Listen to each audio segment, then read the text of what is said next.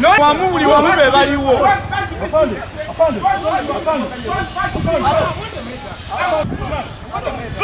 Noli katenda yali mu white. No yali mu white wali agenda.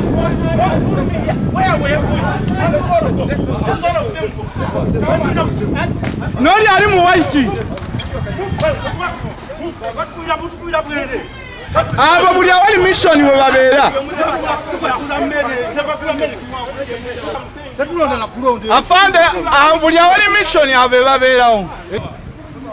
Afande buli awali mission yabe babeerawo. They found us 5 at the station. There was a station whereby there were 2 people. And they were like, let this one go and help them out. Because they were from different stations speaking one, like... You were contradicting yourself. So with all due respect, got me right. They came at our station. This one? And no, Mr. Mayanja came at our station. We were 5. Who is Mayanja? He's a PO at the first polling station of Zimbena Garden. Yes. Then he told us that you 5, can you help me with one person? Then my PO was like, you take this one. They took her to another station. So reaching there, we didn't know what happened. We continued with our work. Then within some few hours, she came back. I was like, are you done? And she was like, they have told me to come back because the ones who had to work there came in time. I was like, I didn't buy the only personally because I speak on my behalf. So, Nyabo, what was the problem? What's your names? What is the name of your polling station? The polling station? In Zimbena? So what was the problem? To give attention to paperwork so that we can accomplish our exercise in time. And I was busy with the paperwork. The PAs, the assistants, helped me with other assignments, checking the names. So why were you rigging for one of the candidates? Not at all. What about those ballot papers which are critiqued in favor of one candidate? I don't know them. I don't know where this girl got them. Who? This one? Yes. So who gave you these ones, they are the ones who gave them to me. Who in particular? Ani mwenyini kuba nabo kuwadde? Amono yabadde ayuza obupapula. Babadde abadde agenze for short call. Then good. On top of that, because he's the operator of machine. So Ali in charge of the books, Abela PO1. So Katona where the such the second year was because I wasn't there to follow her up. Then I was like, they were like, yeah, they are about papers, you get. Me even I didn't even put their more mind on such issues. So after all, in some few minutes, then I saw the officer telling her that to have a lot of papers.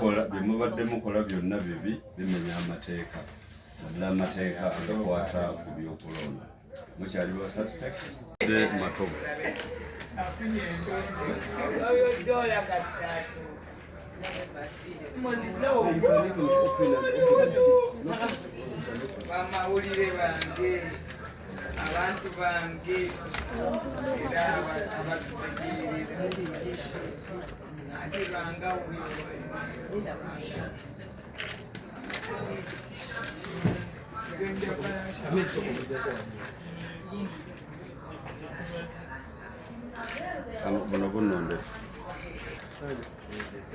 So bana abantu tubadde tujja tubatambulirako.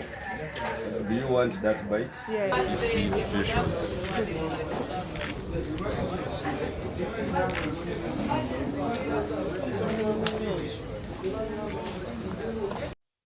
They found us 5 at the station.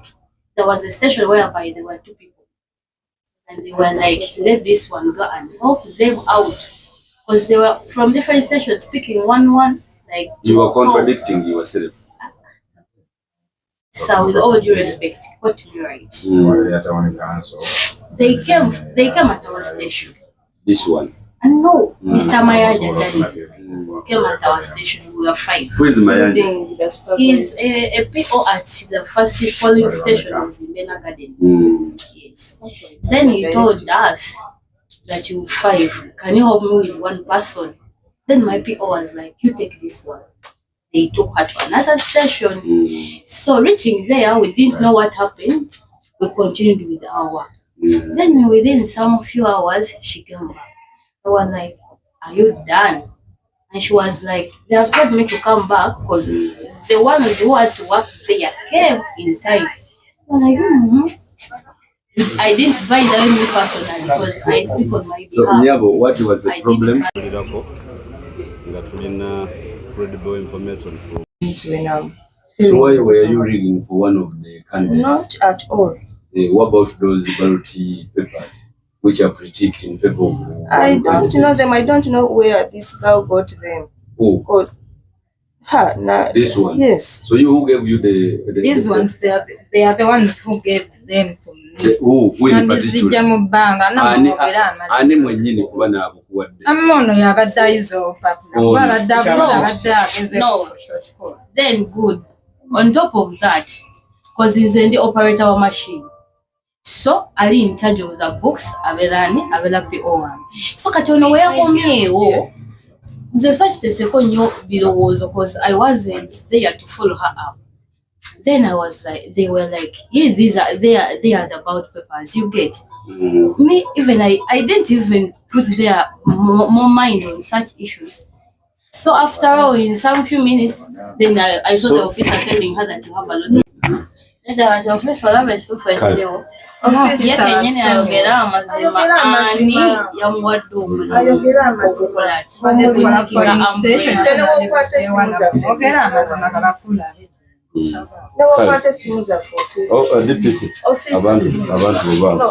before you go, look into my phone.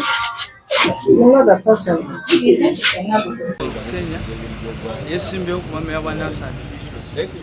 bulijjo tugamba akalulu akawedde wanupu yampangula n'obuluku mu lukaaga ne mbagamba anzibye naye saagenda bugenzi mu kkooti.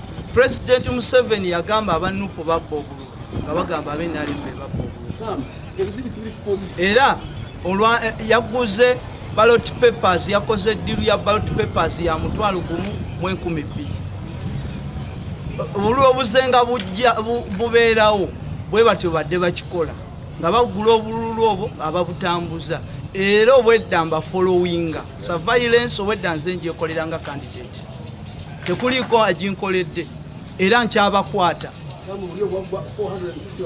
So kakati nsaba ab'amateeka abantu abo babateeke mu lujjudde. Saagala fayiro science kome wano eno kati nze ndowooza yandibadde ava buvina mu kalulu ave buvi mu kalulu bulijjo batubba. Matovu Joseph candidate wa Nuupu yakoze deal ku ssaawa 8 ogw'ekiro ya ballot papers $1,012. Naye ensonga eyo nzize ngifollowinga okuva mu bululu obuwedde ne ŋŋamba nja bakwatira mukange bakwate red handed. Era kakati tukyakwata presiding basuze muno bamansa sente nga bamansa sente nga ziringa za Chuck Norris aze ku sente z'omuwi w'omusolo atandise zimansa okulaba nti akomawo mu Nansana division amale abbe bubbi sente z'omuwi w'omusolo. Ffe twagala okukolera abantu tugamba abantu nti tusobola okukolera abantu naye ate ne bakwata ne bateekamu abantu abataagaliza Nansana. Omuntu nga azze bw'atyo nga abba bubbi obululu ate ne bamuwa entebe. Kati naffe tukole ki? Naffe tubbe tutambulirako nga tulina credible information from multiple sources. Barugamba baguliridde abaana bonna abakola abali mu byokulonda babbire omu ku beesimbyewo ku bwa meya candidate wa Nuupu Matovu Joseph. Kituufu intelligence era bwe bafunye tetubakwata ku polling station yemu eri awo ku Zimbena n'Obululu naye nga tusuubira bakikoze mu polling station ez'enjawulo. So bano abakwatiddwa nga bwe mubalabye poliisi eri mukola omulimu gwayo banaabamaliriza tugenda batwala kooti naye nga tuvumirira ekikolwa kino eky'okubba obululu ate nga kyetabiddwamu abakulembeze ba National Unity Platform aba Nansana. Ekyokubiri bakola eggaali ne bagula abaana abayaaye ne bagenda nga baplantinga ku polling stations ez'enjawulo ne baba nga bakola effujjo ku lw'ebyokwerinda. We are ahead of their data schemes era tusuubiza abantu ab'e Nansana nti bino ebikolwa ebibi eby'okubba obululu tubiriko tulwana nnyo okulaba nti tubimalawo.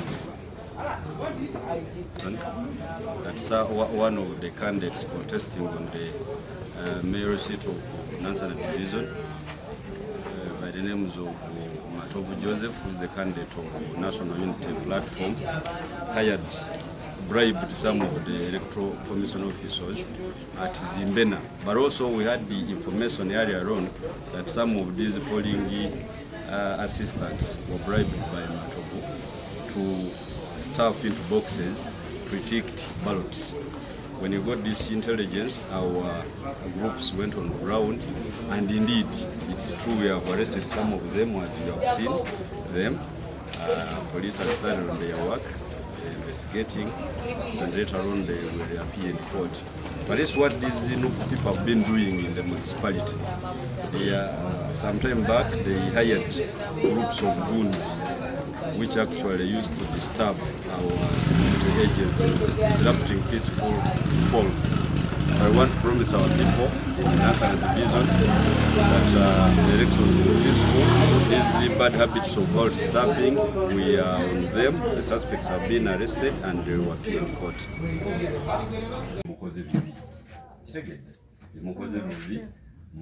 Mutikinza obululu bw'omu ku bakandidate muli mu kubusuulamu boxes, ekyo kibi kimenya amateeka. Ate mu kifo ky'okwogera amazima muli wano ate mwennyini mumulaba ye.